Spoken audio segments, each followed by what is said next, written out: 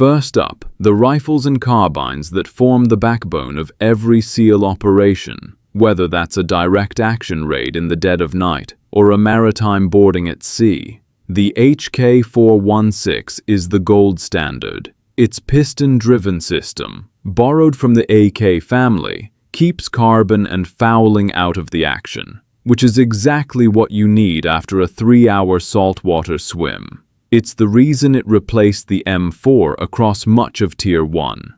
Delta Force adopted it first. The SEALs followed. But for VBSS, visit, board, search, and seizure, nothing beats the Mark 18 CQBR. That 10.4-inch barrel turns a full carbine into a compact hammer, purpose-built for ship corridors and tight compartments. It accepts every SOCOM accessory on the market: suppressors, lasers, IR illuminators. It is the maritime boarding weapon, full stop.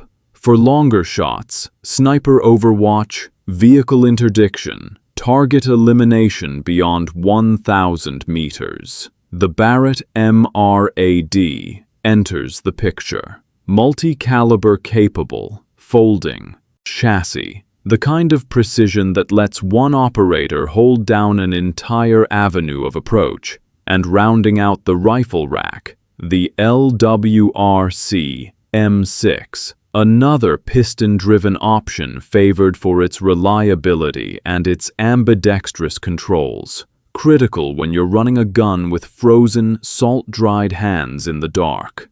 Pistols and sidearms. The Glock 19 is the current workhorse. Compact, reliable, and chambered in 9mm. It replaced the Sig P226 as the standard SEAL sidearm around 2015. Why the switch? Lighter, simpler, and it runs suppressed without a hiccup. Slap a Surefire X 300 weapon light on the rail and a red dot on the slide, and you've got a pistol that performs like a short carbine.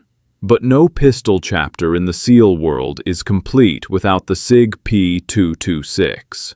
For decades, this was the SEAL sidearm, born from the 1984 XM9 trials, chosen over the Beretta M9 for its tighter tolerances and superior reliability in wet, sandy, brutal conditions. SEALs trusted it with their lives across Grenada, Panama, the Gulf War, and beyond. Then there's the legend, the Mark 22 Mod 0, better known as the Hush Puppy, a suppressed Smith & Wesson Model 39, purpose-built in Vietnam to silently eliminate enemy sentry dogs and their handlers.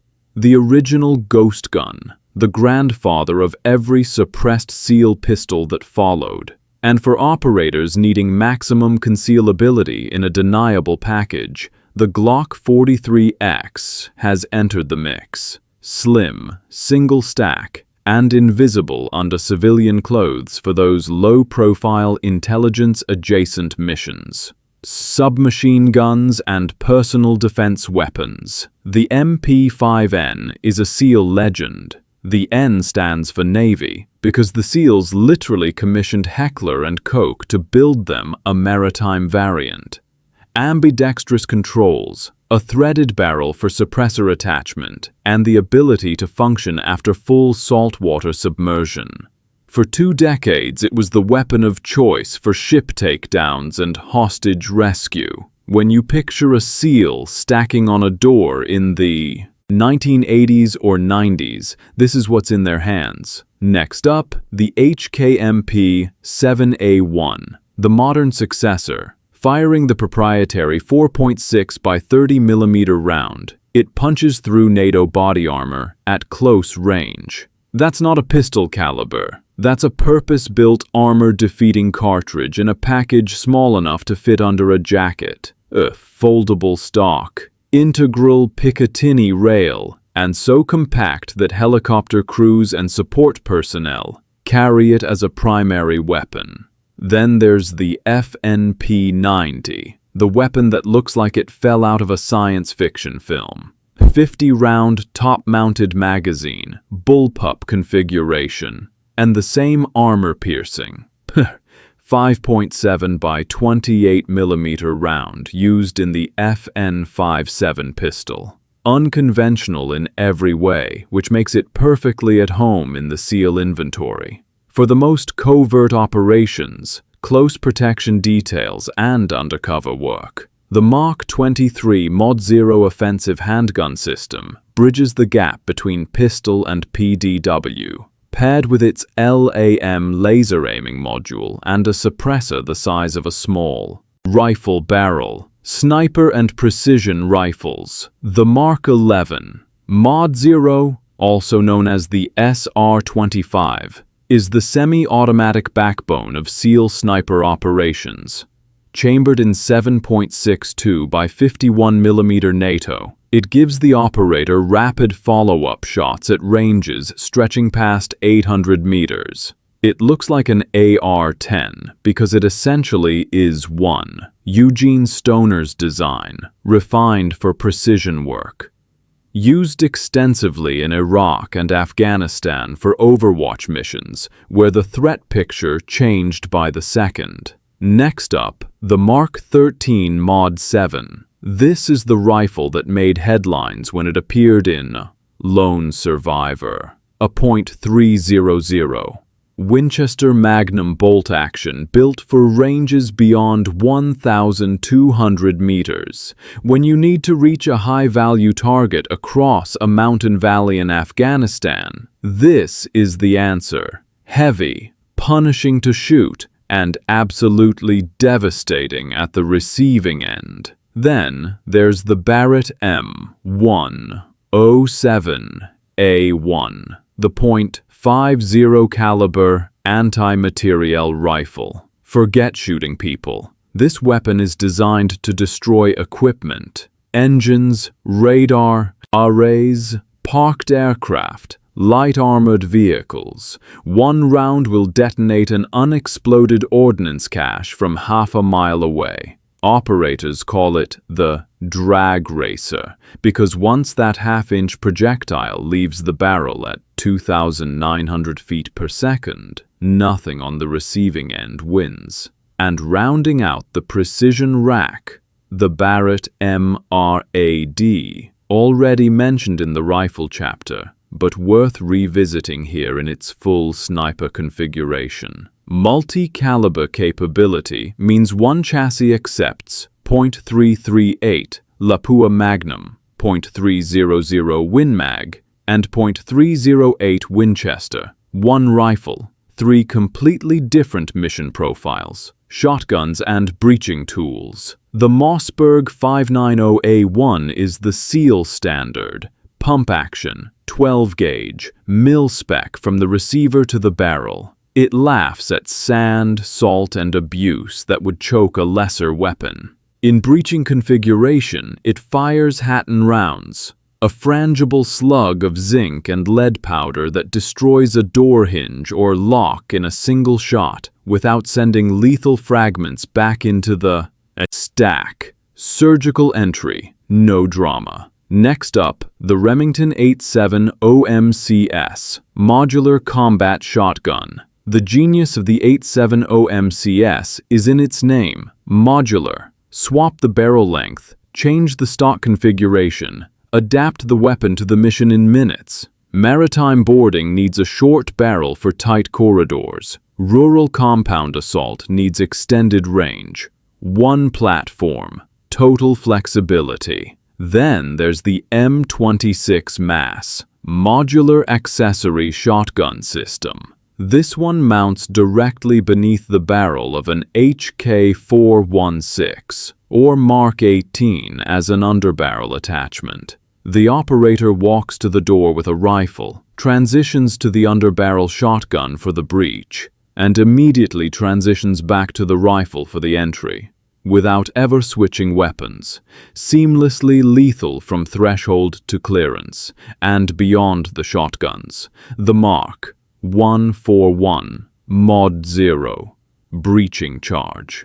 a flexible strip of DT cord and explosive compound that wraps around a door frame and detonates on command. When a shotgun round isn't enough, this is. The door doesn't open. The door ceases to exist.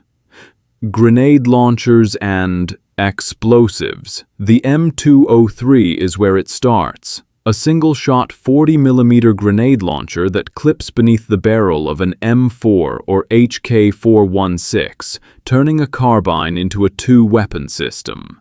High explosive, smoke, illumination, buckshot. The operator selects the round for the mission. It has been in continuous SEAL service since Vietnam and remains relevant today because nothing else delivers a 40mm solution as simply and reliably. Next up, the Mark 13 Mod 0 grenade launcher, the standalone version. Same 40mm family, but configured as an independent weapon with a folding stock and pistol grip.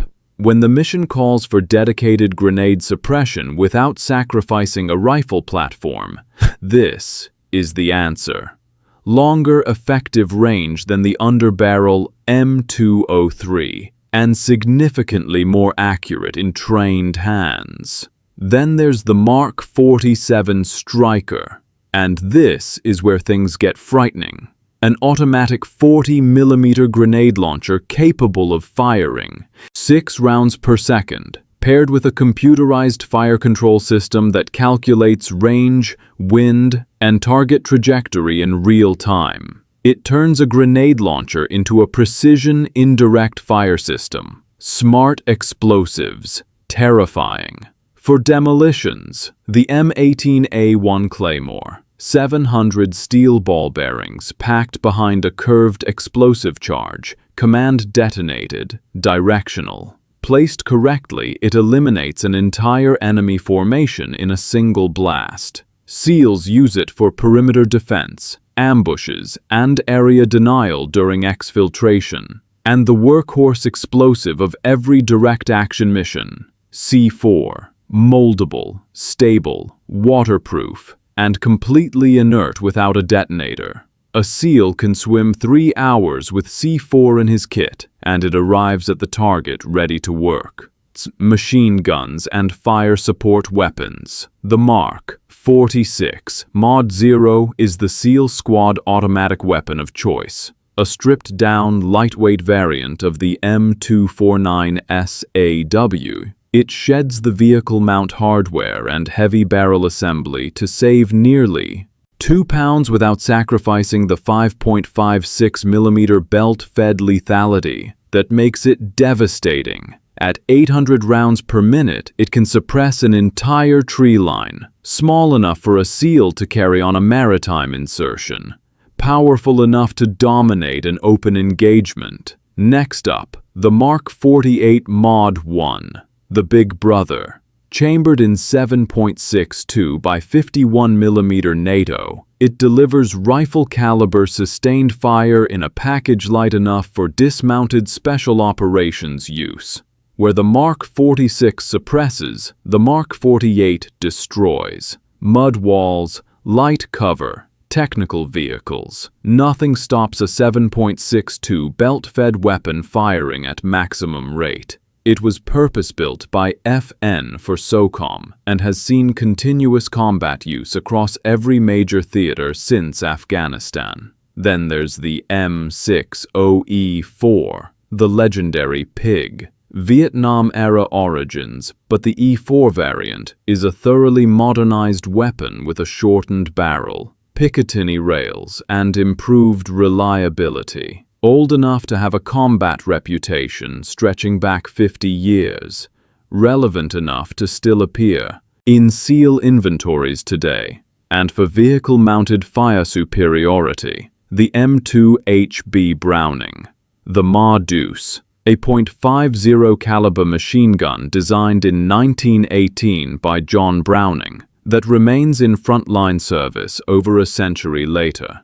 Mounted on patrol boats, assault vehicles, and forward operating bases, It delivers devastating fire out to 2,000 meters.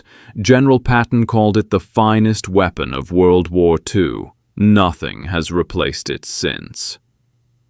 If you made it to the end of this video, you now know exactly what it takes to be armed like the most elite maritime warriors in human history. Drop a comment below with the weapon you'd want in your hands on a VBSS mission.